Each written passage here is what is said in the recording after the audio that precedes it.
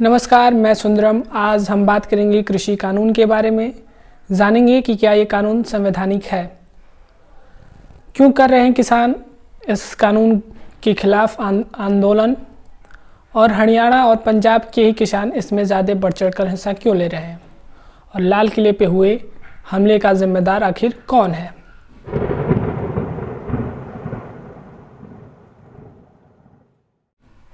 आइए हम अपने पहले पॉइंट यानी क्या ये कानून संवैधानिक है के साथ शुरू करते हैं। कोई कानून संवैधानिक है या नहीं, ये दो बातों पर निर्भर करता है। पहला कंटेंट और दूसरा प्रोसीजर। कंटेंट के हिसाब से अगर कोई कानून फंडामेंटल राइट या बेसिक स्ट्रक्चर ऑफ कॉन्स्टिट्यूशन के खिलाफ या उसका उल्लंघन करता है तो वो कानून गैर संवैधानिक माना जाता है। प्रोसीजर के हिसाब से अगर कोई सरकार किसी कानून को पारित कराने के लिए गैर संवैधानिक तरीके को अपनाती है तो वो कानून गैर संवैधानिक माना जाता है। सुप्रीम कोर्ट की माने तो किसी कानून को संवैधानिक माना जाता है अगर वो पार्लियामेंट द्वारा पारित कर दिया गया हो, जब तक कि आप ये सिद्ध ना कर दें कि वो कानून गैर संवैधानिक। आइए हम दूसरे पॉइंट की ओर बढ़ते हैं और समझते हैं कि क्यों कर रहे हैं किसान आंदोलन। किसान आंदोलन क्यों करें, इसे समझने के लिए हमें तीनों कानूनों को एक एक करके समझना होगा। पहला कानून है कृषक उपज व्यापार व वाणिज्य संवर्धन व सरलीकरण अधिनियम 2020, farmers produce trade and commerce promotion and facilitation act 2020। इस नियम के तहत अब किसान अपनी फसल को एपीएमसी के बाहर भी बेच सकता है। एपीएमसी यानी एग्रीकल्चर प्रोड्यूस मार्केट कमेटी, कृषि उत्पाद बाजार समिति। 1955 में पंडित जवाहरलाल नेहरू की सरकार ने इसे लाया था क्योंकि उस समय किसानों का शोषण हो रहा था और इस नियम के तहत किसानों को अपनी पहली फसल एपीएमसी में ही बेचनी होती थी। नए नियम के अनुसार अब किसान अपनी फसल एपीएमसी के अलावा किसी भी ट्रेडिंग एरिया में बेच सकते हैं। उन ट्रेडिंग एरिया में farm gate, factory, warehouse या किसी अन्य राज्य की एपीएमसी हो सकती है। आइए जानते हैं एपीएमसी में किसानों को फसल बेचने से क्या क्या फ़ायदे होते हैं। अगर कोई किसान अपनी फसल को ले जाके एपीएमसी में बेचता है तो उसे एमएसपी से ज़्यादा मूल्य मिलता है। एमएसपी यानी कि न्यूनतम समर्थन मूल्य, मिनिमम सपोर्ट प्राइस, जो सरकार द्वारा हर एक फसल पर अलग अलग तैयार की जाती है। मान लीजिए अगर कोई किसान अपनी फसल को ले जाके एपीएमसी में बेचता है, अगर वो उसकी कीमत 100 रुपये है तो उसमें से 2.5% हिस्सा बिचौलिए यानी कमीशन एजेंट को जाता है, जो जिसे उसका भी रोजी रोटी चलता है। एपीएमसी में फसल बेचने से किसान को एक और फ़ायदा होता है कि जो बोली लगती है वहाँ पे उसकी रिकॉर्डिंग होती है कि अगर कोई भी डिस्प्यूट हो तो उसे सॉल्व किया जा सके। आइए समझते हैं इस नए कानून के अच्छाइयों और बुराइयों को।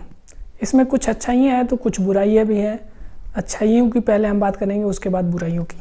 इसमें अच्छाइयाँ हैं कि किसान अपनी फसल अपने राज्य में भी बेच सकता है और अपने से दूसरे राज्य में भी बेच सकता है, जिससे उसकी फसल को जहाँ अच्छा रेट मिले वहाँ पे वो बेच सकता है।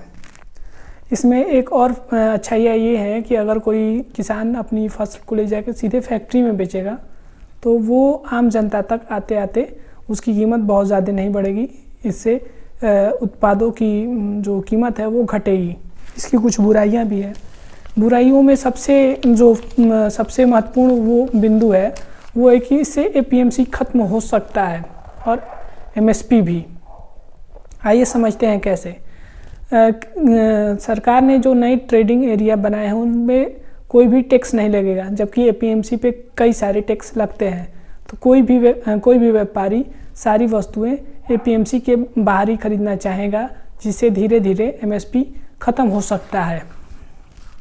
और यही कारण है कि कई किसान एमएसपी खत्म हो जाने के कारण डर से आंदोलन कर रहे हैं।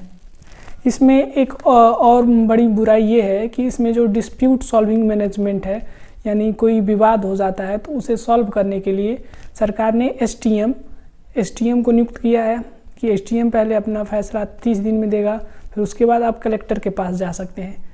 उसके ऊपर कोई कोर्ट नहीं है, आप किसी भी कोर्ट में नहीं जा सकते हैं। इसमें बुरी बात यह है कि मान लीजिए अगर कोई व्यापारी एसडीएम को पैसे दे दे तो एसडीएम उस व्यापारी के हक में ही फैसला देगा, उस किसान के हक में नहीं। आइए दूसरे कानून के बारे में समझते हैं। दूसरा कानून है the farmers empowerment and protection agreement on price insurance and farm service act 2020। कृषक सशक्तिकरण व संरक्षण, कीमत पर आश्वासन और कृषि सेवा पर करार अधिनियम 2020। आसान भाषा में कहें तो ये कॉन्ट्रैक्ट फार्मिंग को बढ़ावा देता है। कॉन्ट्रैक्ट फार्मिंग यानी मान लीजिए कोई कंपनी जैसे कि पार्ले जी आपके गांव आती है और कहती है कि आप पूरा गांव गेहूं को उत्पादित कीजिए, हम इसे इस कीमत पर खरीद लेंगे।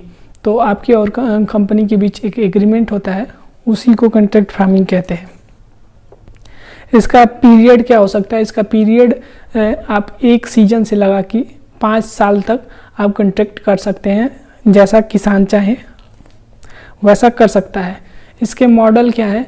मॉडल सरकार द्वारा जारी किए जा सकते हैं, जो कि एक कमी है। मॉडल सरकार द्वारा किए जाने चाहिए। सरकार ने इस कानून में लिखा है कि वो कर सकती है और नहीं भी कर सकती है। आइए अगली बात करते हैं। इसमें जो सबसे चर्चित मुद्दा है वो फार्मर्स लैंड। कई लोग कह रहे हैं कि किसानों की ज़मीन उनसे छिन जाएगी, किसान एक मजदूर बन के रह जाएंगे। तो ऐसा बिल्कुल नहीं है। इस कानून में स्पष्ट रूप से लिखा गया है कि किसी भी परिस्थिति में किसान की ज़मीन पर कोई करार नहीं होगा, चाहे किसान कर्जे में हो या कुछ भी। मान लीजिए अगर कोई आपदा आती है, किसान की फसल नष्ट हो जाती है, किसान ने पहले ही कंपनी से फर्टिलाइज़र या किसी प्रकार की सेवा ले रखी है, तो सरकार ने इसमें स्पष्ट रूप से लिखा है कि किसान का कोई भी नुकसान नहीं होगा। और अगर किसान नुकसान में होता है तो वो उसी जितनी कंपनी को नुकसान हुआ है पैसे, बस उतने ही उसको देना होगा। लेकिन अगर कंपनी किसान से कॉन्ट्रैक्ट में कोई धोखाधड़ी करती है तो उसे उस कीमत जितना उस किसान ने लगाया है उसका 1.5 गुना देना होगा, अगर वो पाया जाता है कि वो किसान के साथ धोखाधड़ी किया है। अब इस कानून के अच्छाइयों और बुराइयों पर नज़र डालते हैं। इस कानून में कुछ अच्छी बातें हैं तो कुछ बुरी भी। इस कानून की सबसे अच्छी बात यह है कि अब किसानों की फसल की कीमत पहले से ही तय होगी। पहले क्या होता था कि किसान अगर पिछले सीजन में देखते थे कि गेहूं की कीमत अधिक है तो सारे किसान गेहूं को उत्पादित करते थे, जिससे उसकी कीमत कम हो जाती थी और उन्हें भारी नुकसान झेलना पड़ता था। लेकिन अब ये कॉन्ट्रैक्ट के हिसाब से किसान को पहले से ही पता होगा कि उनकी फसल की कीमत ये होगी। इससे ये होगा कि अब किसान अन्य फसल भी उगा सकते हैं। दूसरा, इसमें सबसे जो अच्छी बात यह है कि भारत का क्रॉप पैटर्न बदलेगा। क्रॉप पैटर्न बदलने से ये फ़ायदा होगा कि हम अंडरग्राउंड वाटर का 90% हिस्सा इरिगेशन यानी सिंचाई में ही उपयोग करते हैं। अगर हम मोटे अनाज को पैदावार को बढ़ाएंगे तो इसे पानी की बचत होगी और इन्वायरमेंट को भी फ़ायदा होगा। इसमें कुछ बुरी बातें भी हैं। बुरी बात यह है कि इस कानून में कोर्ट की हिस्सेदारी नहीं है।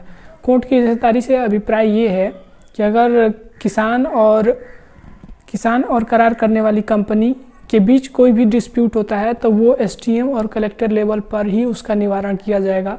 उसमें किसी प्रकार का कोई कोर्ट नहीं होगा। मार्केट रेट प्राइस नहीं मिल पाएगा, उसका बेनिफिट नहीं मिल पाएगा। जैसे मान लीजिए किसी कंपनी से किसान ने आलू की कीमत 10 रुपये पर केजी के हिसाब से करार कर लिया और जब उसका सीजन आया तो वो 20 रुपये पर केजी हो गई, तो किसान को इसका भी फ़ायदा नहीं मिल पाएगा। और जो सबसे बड़ी कमी इसकी है कि अगर कोई बड़ी कंपनी है तो अपने हिसाब से करारनामा बना के और किसान को ठग सकती है। तो इससे इसका यही उपाय है कि सरकार अपनी ओर से एक मॉडल करारनामा जारी करे जिसमें कुछ नाम, फसल की नाम, सन, डेट भर के ही किसान साइन कर सके और वो एग्रीमेंट हो सके। आइए समझते हैं तीसरे कानून के बारे में। विशेष रूप से एक संशोधन है द एसेंशियल कमोडिटीज एक्ट आवश्यक वस्तु अधिनियम में। इसके तहत आप कोई भी आवश्यक वस्तुएं को स्टोर नहीं कर सकते थे एक विशेष मात्रा से ऊपर, लेकिन इसमें संशोधन करके 2020 में ये कर दिया गया है कि आप अब इन वस्तुओं को कितनी भी मात्रा में स्टोर कर सकते हैं। बस 2 स्थिति में आप स्टोर नहीं कर सकते हैं। वो 2 स्थितियां हैं, अगर कोई युद्ध चल रहा हो या कोई आपदा आई हो आपके देश में। आइए समझते हैं इस कानून से क्या नुकसान हो सकते हैं। मान लीजिए अगर कोई वस्तु किसी बड़े डीलर द्वारा एक बहुत ही बड़े मात्रा में स्टोर कर ली जाती है और उस वस्तु की कीमत धीरे धीरे बाज़ार में बढ़ने लगती है। एग्जाम्पल ले लीजिए सरसों के तेल का। मान लीजिए अगर कोई डीलर आपके इलाके में सरसों के तेल को, ऊपर से आने वाले सरसों के तेल को, यानी कि कंपनी की साइड से आने वाले सरसों के तेल को एक बड़ी मात्रा में स्टोर कर के रखा है और जब कीमत बढ़ती है तो वो बेचता है। तो इससे क्या एक नुकसान हो सकता है कि वस्तुओं की दाम तेज़ी से ऊपर बढ़ सकती हैं। आइए अब जानते हैं कि हरियाणा और पंजाब के किसान इस आंदोलन का ज़्यादा विरोध क्यों कर रहे हैं। तो मैं कुछ डाटा आपके सामने रख रहा हूँ, शायद इससे आपको क्लियर हो जाएगा कि हरियाणा और पंजाब के किसान इस कानून का ज़्यादा विरोध क्यों कर रहे हैं। ऑल इंडिया में राइस 35%, वीट 62% यानी 62% MSP पे जाता है। MSP यानी मैंने आपको पहले ही बता दिया है, न्यूनतम समर्थन मूल्य पे राइस 35% और वीट यानी गेहूँ 62% जाता है। जबकि इस टोटल का 88% चावल और 70% गेहूँ केवल हरियाणा और पंजाब से ही आता है। यानी आप समझ सकते हैं कि MSP और हरियाणा और पंजाब का कैसा रिश्ता है।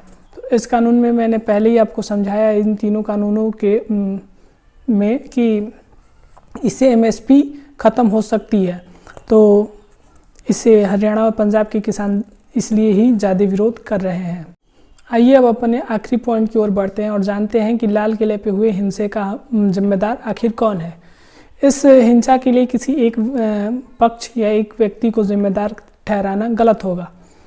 अगर हम कहें कि इसके लिए जिम्मेदार किसान हैं तो बिल्कुल गलत होगा, क्योंकि दिल्ली पुलिस क्या कर रही थी जब किसान लाल किले पे जाके तिरंगे झंडे को फेंक कर अपना धार्मिक झंडा लहरा रहे थे, वहीं पे दिल्ली पुलिस खड़े होकर उनका चेहरा देख रही थी क्या। अगर हम कहें कि इसके लिए दिल्ली पुलिस जिम्मेदार है तो ये भी कहना गलत होगा, क्योंकि किसानों के लिए, किसानों के आंदोलन के लिए जो मार्च रूट तय था, जो मार्ग तय था कि इस रास्ते पर ही किसान आंदोलन करेंगे, क्या वो रास्ते को किसान भूल गए? भूल तो कोई सकता नहीं है किसान रास्ते को। तो इसलिए किसी एक पक्ष की ये गलती नहीं है, दोनों पक्षों की गलती है। उम्मीद है कि आपको वीडियो अच्छी लगी होगी। अच्छी लगी हो तो लाइक करें वीडियो को, सब्सक्राइब करें चैनल को और शेयर करें।